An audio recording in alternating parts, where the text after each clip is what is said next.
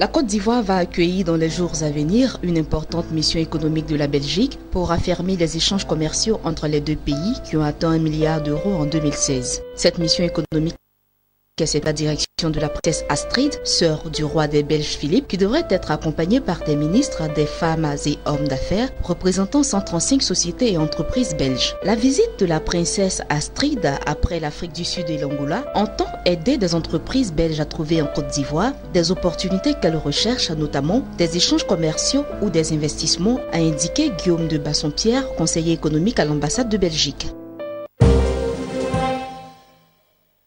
À l'initiative de l'ambassade de Tunisie en Côte d'Ivoire en collaboration avec plusieurs entreprises tunisiennes, la Côte d'Ivoire reçoit actuellement une vingtaine d'opérateurs économiques tunisiens du secteur d'ameublement dans le cadre d'une mission de prospection. Mohamed Naoufel Labidi, ambassadeur de Tunisie à Abidjan, a souligné que cette mission a pour objectif d'identifier les besoins du marché du meuble en Côte d'Ivoire, les possibilités d'approvisionnement du marché tunisien en bois ivoirien et d'optimiser les opportunités de partenariat industriel et commercial entre les deux pays dans le secteur de l'ameublement. La Côte d'Ivoire a un gisement, un potentiel de bois qui doit être capitalisé et valorisé davantage, a-t-il ajouté.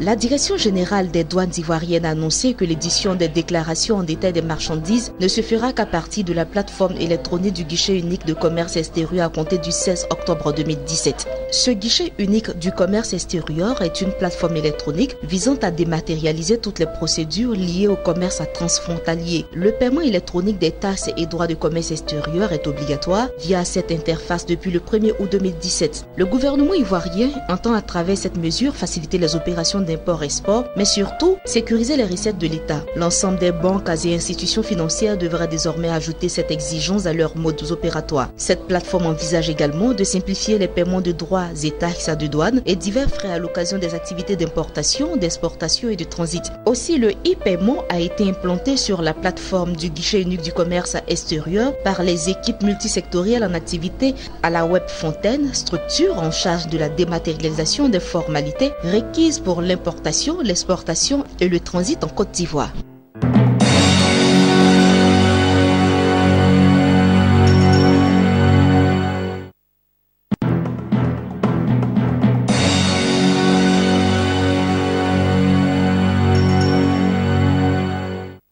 La Banque Ouest Africaine de Développement BOAD, la Commission de l'UEMOA, la Caisse régionale de refinancement hypothécaire de l'UEMOA et la Banque mondiale ont signé un financement de 155 millions de dollars américains, environ 85 milliards de francs CFA, pour promouvoir le financement de l'habitat social dans l'Union économique et monétaire ouest-africaine UEMOA. Les pays de l'UEMOA comptent aujourd'hui 110 millions d'habitants. Cette population sera de 120 millions dans 20 ans, soit le double. La plupart de ces habitants seront des citadins car la zone connaît une urbanisation rapide. Cette tendance va aggraver l'important déficit de logement des pays de l'Union, principalement au détriment des ménages à revenus modestes, sachant qu'environ 45 millions de personnes vivent en dessous du seuil de pauvreté aujourd'hui.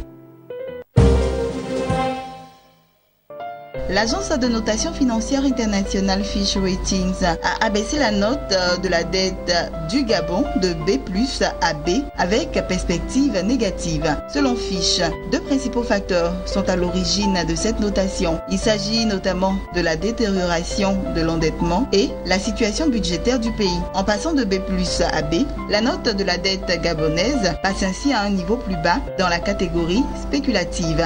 L'agence indique par ailleurs qu'elle pourrait encore l'abaisser dans les prochains mois.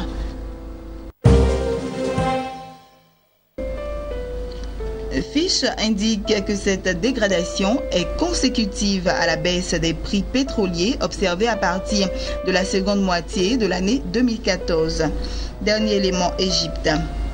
Au terme des 9 premiers mois de l'année 2017, l'Égypte a exporté 4,1 millions de tonnes de produits agricoles selon le porte-parole du ministère de l'Agriculture.